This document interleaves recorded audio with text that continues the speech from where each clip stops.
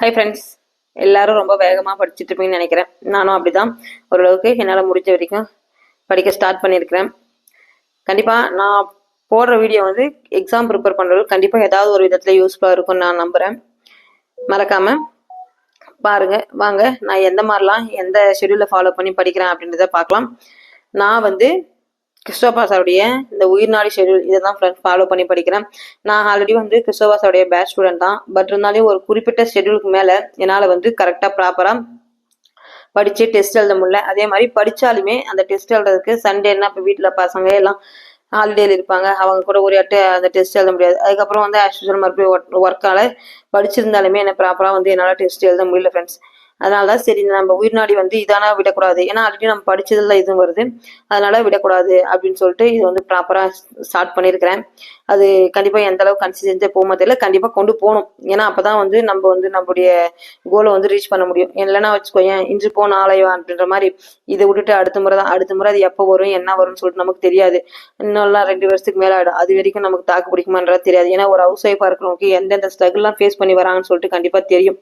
அந்த இடத்துல இருந்து அதெல்லாம் ஃபேஸ் பண்ணிட்டு வர்றவங்களுக்கு தான் தெரியும். ஃபேமிலி, பிள்ளைங்க, அதுக்கப்புறம் ஒர்க்கு இதெல்லாம் மேனேஜ் பண்ணிட்டு அவங்களுக்கு படிக்கிறது டைம் வந்து எவ்வளோ ஒரு ப்ரிசியஸான டைம்னு சொல்லிட்டு தெரியும். அதே மாதிரி இன்னொன்று வந்து அவங்க ஹெல்த் கண்டிஷன் பார்த்துட்டு ஹெல்த் ஒத்துழைக்குமா ஒத்துழைக்காதா அப்படின்றதையும் அவங்க வந்து பார்த்துட்டு கண்டிப்பாக நம்மளுடைய ஸ்டடீஸை வந்து இந்த டைம் நம்ம கரெக்டாக பயன்படுத்திக்கணும். அந்த மாதிரி தான் ஃப்ரெண்ட்ஸ் நானும் ஓரளவுக்கு கொண்டு போகிறேன். அது வெற்றிகரமாக முடிப்பேன்னு நினைக்கிறேன். அதே மாதிரி உயிர்நாடி பேட்சில் ஃபர்ஸ்ட் டே ஷெடியூல் கொடுத்துருந்தாங்க. நான் வந்து பக்காவாக முடிச்சிட்டேன் ஃப்ரெண்ட்ஸ்.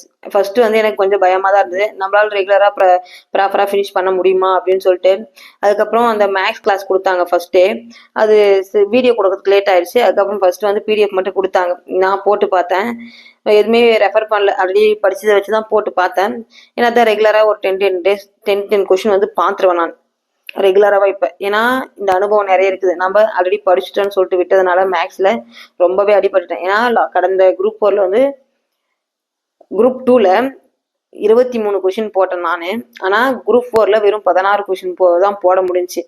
அதுக்கான தப்பு என்னன்னு சொல்லிட்டு பார்த்தீங்கன்னா, நம்ம படிச்சுட்டோம் அப்படின்னு சொல்லிட்டு விட்டதுனால அந்த இடத்துல என்னை எப்படி காலவாரி விட்டுச்சுன்னு சொல்லிட்டு எனக்கு மட்டும்தான் தெரியும்.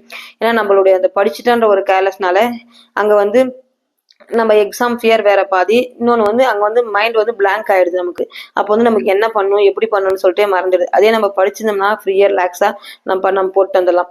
அதனால நிறையவே அனுபவப்பட்டிருக்கேன். அதனால இப்போ என்ன பண்ணணும்னு சொல்லிட்டு பார்த்தீங்கன்னா, ரெகுலராக வந்து மேக்ஸ் ஒரு 10 கொஷின் பார்த்துருவேன். அதுக்கப்புறம் தமிழ் பார்ப்பேன். தமிழும் அதே மாதிரி தான், டாபிக் வைஸ் வந்து மெட்டீரியல் இருக்குது. புக் மெட்டீரியல் தான் 6 to 12 வரைக்கும் ஒரே புக்கில் இருக்குது. இப்போ பிரித்து எழுதுக, சேர்த்து எழுதுக, பொருள் தருக, இந்த மாதிரி எல்லாமே 6 to 12 வரைக்கும் என்னென்ன புக்கில் இருக்குது அது எல்லாமே ஒரே புக்கில் இருக்குது. அந்த மாதிரி ஒரு புக் இருக்குது. அதில் தான் ப்ராப்பராக வந்து நான் ப்ரிப்பேர் பண்ணுவேன். இதுக்கு முன்னாடி வந்து 6 to 10th வரைக்குமே வந்து புக்கில் படித்தேன். இப்போ வந்து ப்ராப்பராக டாபிக் வைஸ் வந்து படிக்கலாம்னு சொல்லிட்டு இதை எடுத்துருக்கிறேன். அதுக்கப்புறம் சார் கொடுக்குறது அந்த டாப்பிக்கும் வந்து படிச்சுட்டு அதுக்கப்புறம் நான் வந்து இன்னொரு 2 டாபிக் வந்து எக்ஸ்ட்ரா படிப்பேன். ஏன்னா நம்ம புக்கில் தேடி படிக்கணும்னா ரொம்ப கஷ்டமாக இருக்கும். இதில் டாபிக் வைஸ் அப்படியே படிக்கணும்னா ஒரு 2 பக்கம் 3 பக்கம் தான் இருக்கும், நம்ம ஈஸியாக படிச்சுட்டு போயிடலாம் ஃப்ரெண்ட்ஸ். இந்த மாதிரி தான் படிச்சுட்டு இருக்கேன். ஆனால் ஸ்டார்டிங்கில் நினைச்சேன் கண்டிப்பாக ப்ராப்பராக நம்மளால அந்த டே ஷெடியூல் வந்து ஃபினிஷ் பண்ண முடியுமான்னு சொல்லிட்டு. ஆனால் ரொம்பவே ஈஸியாக இருக்குது இப்போ பார்த்தா. ஏன்னா நம்ம ஆல்ரெடி படிச்சிட்டோம், பேட்ச்ல படிச்சது, நம்ம புக் வைஸ் படிச்சது. அதுக்கப்புறம் இப்போ வந்து ரெகுலரா அந்த மேக்ஸ் அன்னைக்கு பிடிஎஃப்ல மேக்ஸ் கொஸ்டின், அந்த பிடிஎஃப் கொஸ்டின் வந்த உடனே நம்ம மேக்ஸ் போட்டு பார்த்து எனக்கு அவ்வளோ ஒரு ஹாப்பி ஆயிடுச்சு. ஏன்னா நம்ம ரெகுலரா மேக்ஸ் ப்ராக்டிஸ் பண்றதுனால 23 கொஸ்டின் போட்டேன், இன்னும் ஒரு 2 கொஸ்டின் தான் மிஸ்டேக் ஆச்சு. அதுவும் எதனாலன்னு சொல்லிட்டு பார்த்தீங்கன்னா, அது ஒரு சின்ன ஃபார்ம்ல இப்படி வருமா அப்படி வருமானு சொல்லிட்டு தெரியாம இதுன்றதுனால சின்ன ஒரு மிஸ்டேக் ஆயிடுச்சு. அதனால ரொம்பவே கொஞ்சம் சாட்டிஸ்ஃபேக்ஷன் ஆச்சு. நம்ம வந்து அன்னாட கஷ்டப்பட்டு உழைக்கிறது எப்பயுமே வீண் போகாது அப்படின்றத நான் இதுல இருந்து தெரிஞ்சுக்கிட்டேன் ஃப்ரெண்ட்ஸ். கண்டிப்பா கன்சிஸ்டன்சியா படிங்க. கண்டிப்பா நம்மளுடைய உழைப்பு வந்து என்னைக்குமே வீணாகாது ஃப்ரெண்ட்ஸ். இப்படிதான் ரெகுலர் இது வந்து போயிட்டு இருக்கு. அதே மாதிரி மேக்ஸு தமிழ் முடிச்ச உடனே ஜிகே படிப்பேன். ஜிகேல வந்து ஃபர்ஸ்ட் ஆல்ரெடி நம்ம படிச்சிருக்கனால ஃபர்ஸ்ட் ப்ரிஃபரன்ஸ் வந்து ப்ரீவியஸ் இயர் கொஸ்டின் கொடுப்பேன்.